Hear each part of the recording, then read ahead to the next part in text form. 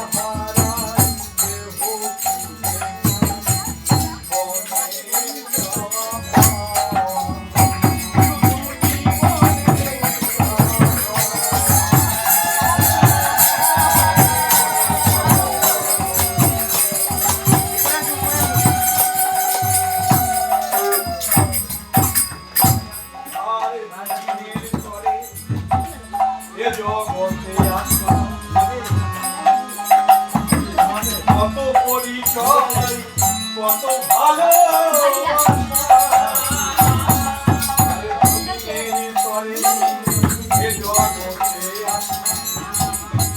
কত পরিচয় কত ভালো